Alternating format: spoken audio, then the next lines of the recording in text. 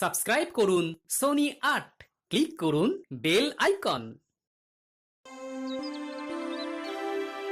সেনাপতি ছাড়া আমার সকল সভাসদদের প্রতি একটা আবেদন, খুব করুণ ভাবে তোমাদের সকলের কাছে আর্জি জানাচ্ছি, তোমরা খোঁজো।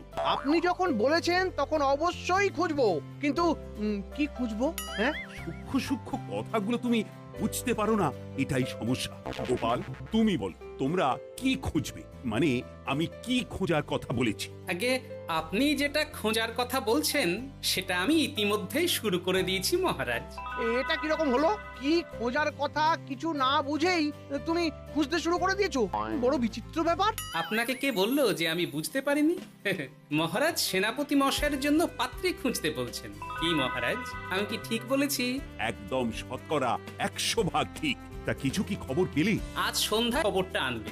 বাহ বাহ বাহ বাহ, দেখো আমাদের পাত্রী যেন টুকটুকে হয়, গড়নটা ঠিক পুতুল পুতুল হতে হবে।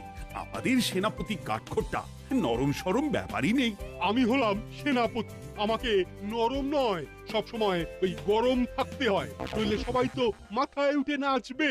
সবাই নয়, একজনকে তোমার মাথায় উঠে নাচার জন্য ঠিক করছি। বেশ তো আছি মহারাজ, আমার পায়ে আবার কেন বেড়ি পড়াচ্ছেন? এই বেড়ি যে কি মায়াময় বেড়ি সেটা তো বুঝতে হবে।